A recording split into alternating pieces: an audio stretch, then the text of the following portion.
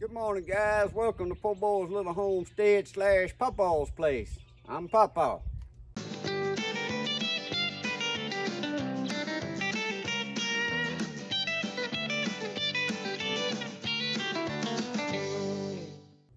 Guys, today we're going to be changing the oil in this 2017 Toyota Camry car.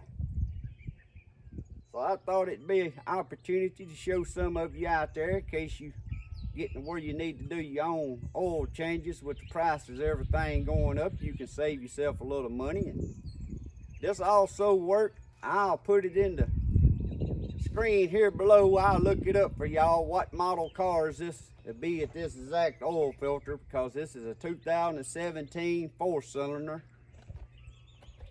It uses a Wick 57047 filter, and I run full synthetic Castrol in mine, 0W20. Now to change your oil, you're gonna need a 14mm wrench. That's to remove your oil plug. And a Toyota oil filter wrench, which you ain't got to have this, but it'll save you from busting your oil filter housing. I'll put one of these in the description below if you would like to check it out. This works on my Toyota pickup truck too. I ain't gonna tell you to work on all Toyotas, but it works on this car, 2017 Camry, and my 2018 Toyota truck. You can do it with just a 3/8 inch ratchet with a little extension. It has a ratchet hole just like you put on this tool. But like I said, you can bust your housing getting that off of there. It's been a lot of them busted by doing that. It's safer to go on and have this oil filter wrench. So with that being said, I'm gonna get y'all down here under the car and show y'all where the oil filter is located. Pull the oil plug to drain the oil. Now this ain't no canister style oil filter. This is a paper style. It's inside a housing. Comes with 2 O-rings in the pack. And if I ain't mistaken, I don't think we have to use but one of these O-rings, but I may be mistaken. We'll see when we get under there. So we're gonna set this to the side, and then I'm gonna get under here and show y'all. We're gonna drain the oil and remove the oil filter, and then we'll get back out and install the new filter in the housing before we get back under the car. Before we get started, I want to bring up something. I got my car pulled up on some ramps here, and when you pull your car up on some ramps or any vehicle, you want to put something behind your back tire to chock it. That way you safe. Your car can't roll back off the ramps and crush you while you're up under there. Also, your oil filter, you want to crawl up under the right side, the passenger side of the vehicle. That'll be the side of the car we going up under. You can see I just got to settle just a plastic ramps there I used just to raise it off the ground about 8 inches. You want something to drain your oil in. And right here is your oil plug. This is your oil pan right here. The oil plug's right there on the back of it.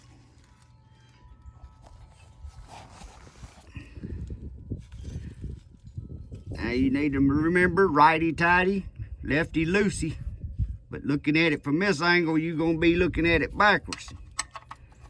So you gotta look at it as if you was looking from the back of the car forward to go righty-tighty and lefty-loosey. Now I'm gonna try to do this one-handed and hold this camera for y'all.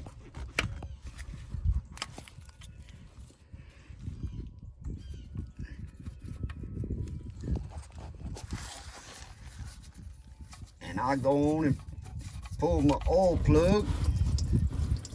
And also something I forgot to mention is you want to take your filler cap on top of your engine, go on and open it up so it'll let your oil drain better and faster. Your oil filler is right there. You ain't got to take it off and set it over with nothing to fall down in there. Just take it off and just set it back. That way it can suck air and drain all your oil out. So y'all see the oil, there's the oil pan. Right here is your oil filter. housing. And you can see you can stick a 3/8 inch extension right here. But you run the risk of cracking this housing, because some of them's plastic, some of them just aluminum. But it's many of them, you'll bust them if you ain't got this wrench. This wrench has got little notches in it. You put it up on there until you feel that lined up. And again, lefty loosey, righty tighty. I'm not sure how well y'all gonna be seeing that, 'cause I'm trying to prop the camera up so you can see.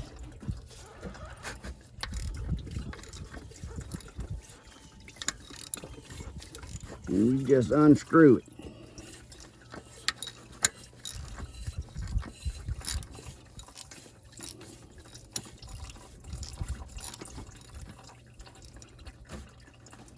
And you're gonna have some oil drains out of it.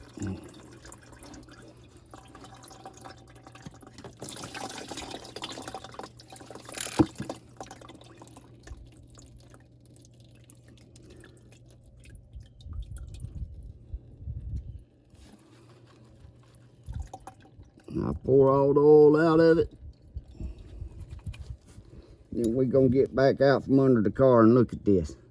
But guys, one of the things you want to do when you changing oil in anything is get you a rag and wipe this clean up here. And especially with canister style oil filters, make sure the old O-ring didn't stay on here. Make sure it's on the canister when you remove it. And this one has a round O-ring. Make sure that O-ring come off with the canister and ain't stuck up in there. Because if you screw another oil filter on there with that old O-ring, when you crank your car, oil's finna go everywhere.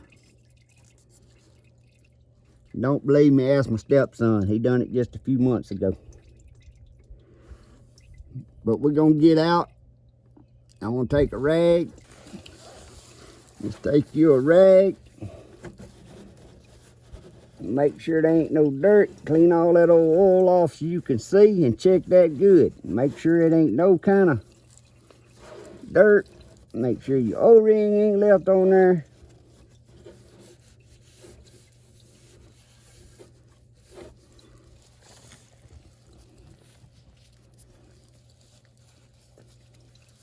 And at this point, I'm gonna get y'all out and we're gonna look at the oil filter. Guys, here's the oil filter canister. Once it's removed, you can see there's your O-ring around the bottom. When you look at this, you look before you go to pulling stuff out. And there's the paper filter. See, this one here just has a screen in there and it may come out, so make sure you watch. Now I went over there and poured that oil, there's a little bit of oil in there so I can see down in there and make sure there ain't no metal shavings or anything like that. If you see any metal shavings or something down in there, you better get your vehicle to somewhere quick, because something major going on in your engine.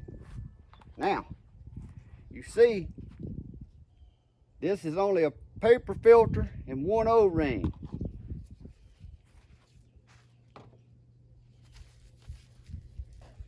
When you buy some of these oil filters, especially like from Wick here, you see it's got this little plastic piece in there. You ain't gonna need that. What they do, they sell this and it works on multiple vehicles. That little O-ring that's in that pack, I ain't gonna need it. Again, that's sold because they can sell this one filter and it works on multiple vehicles. So we don't need this little plastic piece, and we ain't gonna need that little O-ring.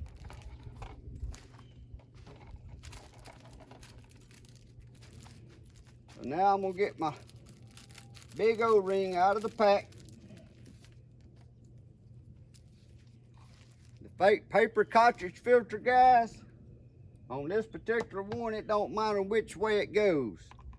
But on some vehicles, you may need to pay attention to that, because it may have to have a certain way that it goes down or up. On this particular one, it does it. I'm gonna take this O-ring off.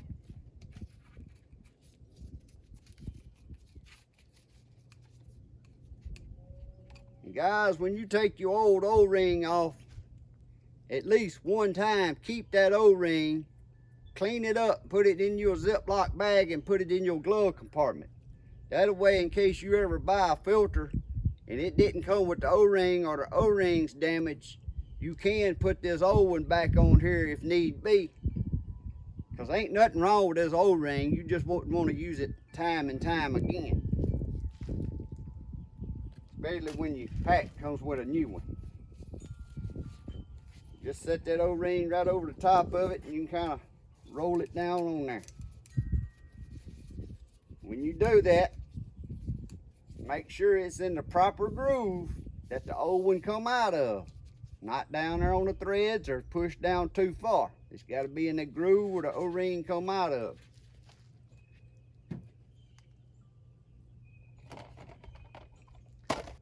Now we're going to go back under the car and we're going to install the oil filter canister and the oil plug. Again, I take my rag and I try to get all the oil I can off of it.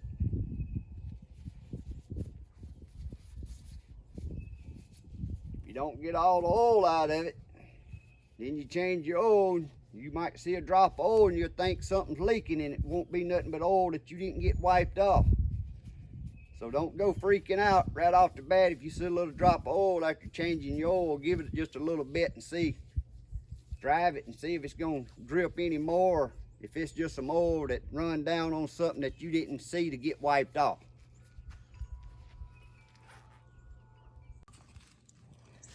Alright, so I'm going to get it back under here and we're going to wipe the oil off and make sure that's clean. And when you make sure that's clean, your plugs has little washers on them. Make sure that washer ain't stuck on there. Or make sure it didn't fall off your plug when you pulled it out. If you ain't got that washer on there, it's gonna leak. Now I don't put new washers on mine every time I change the oil. About every 4th or 5th time, then I'll put a new washer on it. I haven't had any trouble. When you tighten it, just give it a good little snug. Don't go pushing hard on that wrench, you'll strip that oil plug out.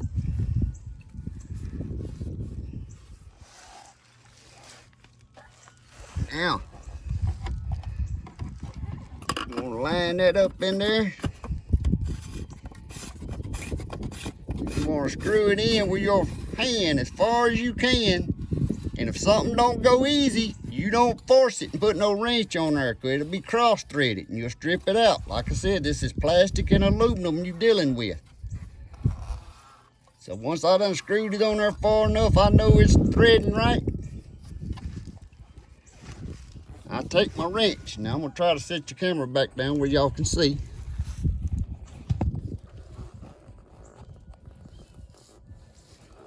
I hope y'all can see that.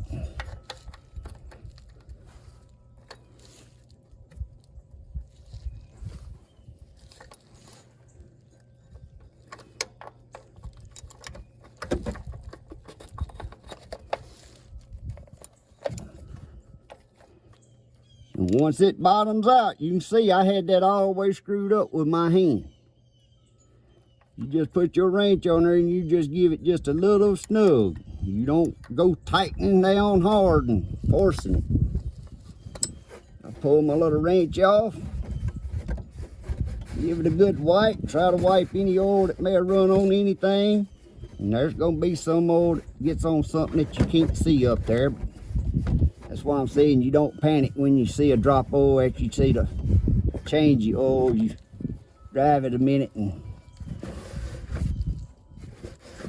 let it run and idle there a minute and see if any oil's dripping, or if it's just something dripping that you didn't get wiped off. This car here is pretty simple to change the oil in, where some is really hard to get to.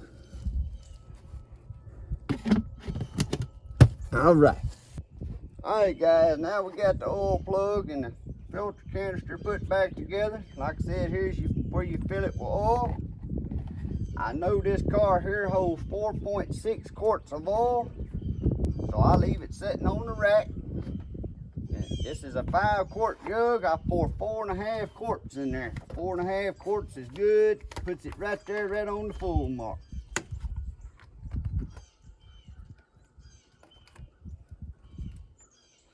4.6. It's probably when the engine's brand new and it ain't no oil, but when you drain oil, you still have some oil in your engine in different parts of that engine.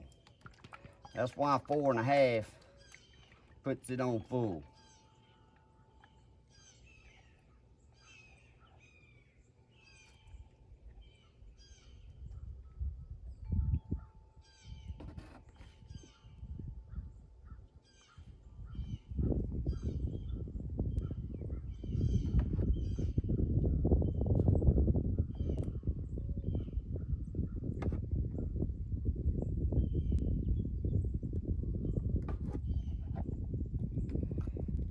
For your first time in any vehicle, you look it up in your book and it tells you how much oil. The best thing is do is stop about a half a quart less than what it says. Get it off the rack, crank it up and get it off the rack and let it run a minute. Circulate all your oil, kill your engine, let it set so that oil can settle down, and then check it until you get to know that vehicle. That way you don't want to overfill one.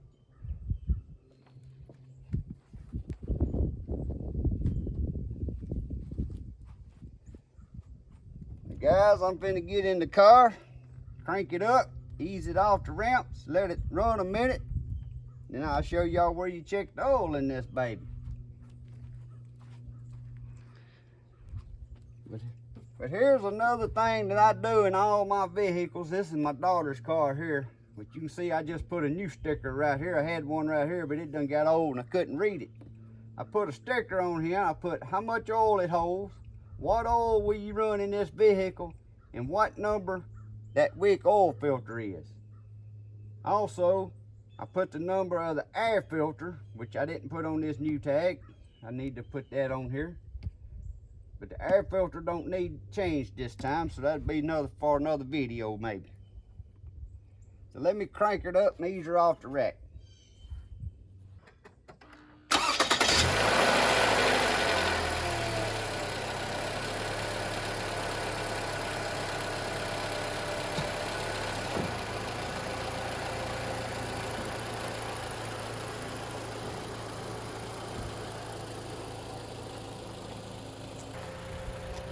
Now that the car is off the rack on level ground, I leave it running.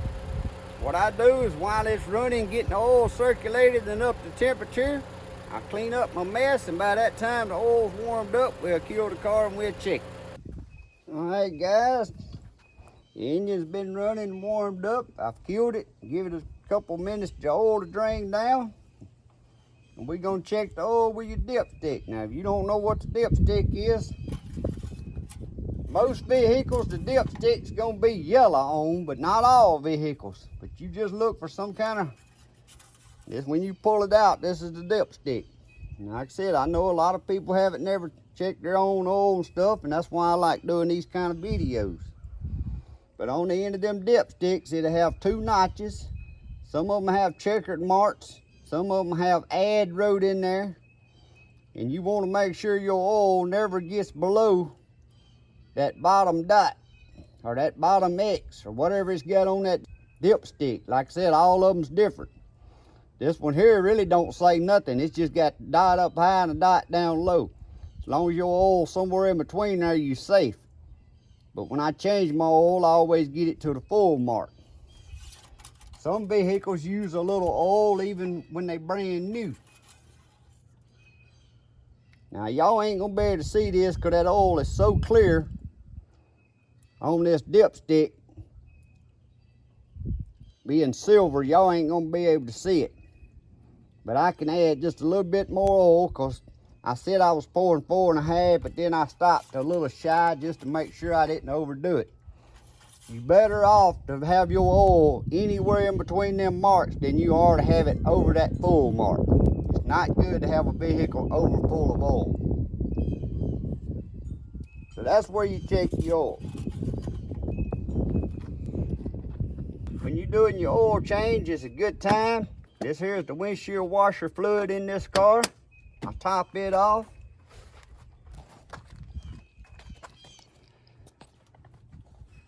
Always look at your radiator reservoir tank. Some of them over here on the fender well. This one's over here by the radiator. Make sure it's between the low and top mark. As long as it's in between you don't want it below the low mark. As long as it's in between there, you're good to go.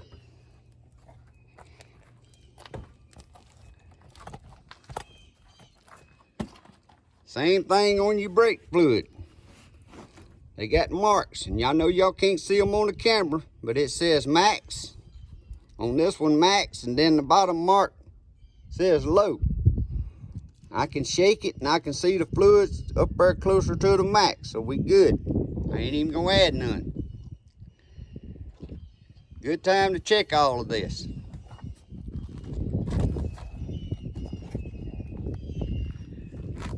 But guys, one other tip I like giving people. You see this battery? Take you any kind of grease. Now this one here's already got grease on it 'cause I do all my vehicles. You'll take that grease and rub on them battery terminals and on anything like these support brackets that's metal. You rub grease on them, they won't never corrode and have no battery acid making them to corrode. All you gotta do is just rub it all over your battery terminals. You look at people's old vehicles, they'll take it off and their battery's so corroded, and then the car they get somewhere and the car won't crank because their battery table's done corroded. Any type of grease. This is wheel bearing grease, but it don't even have to be wheel bearing grease. Any kind of tube grease, any kind of grease. And it's better the first time you have to change a battery to rub that on that metal plate down there that this battery sits on. That's just a free tip for y'all today, guys. Well, guys, I hope that helps someone out. Like I said, maybe you want to start doing your own oil changes and ain't never done it. It's pretty much the same simple thing on every vehicle. Some of them takes different oil filter wrenches and stuff. Some of them's harder to get to, but I hope this helps some of you out. And if you do like these videos, please give me a thumbs up. Subscribe if you haven't never subscribed to this channel. And the best way you can help me is share my videos on your social medias. That's the best thing you can do to help me with this YouTube channel. Now guys, here at Papa's Place, my YouTube channel, there's a little bit of everything and a lot about nothing. But I try to do several videos to help teach people on how to do things. Because like I said, I know there's so many out there in the world that haven't done a lot of things as simple as changing oil in the vehicle to, tell them what. So like I said, if you enjoy these, please subscribe. Please come back and watch my videos. I thank y'all for stopping in today. Hope y'all have a blessed week. God bless. See y'all next time.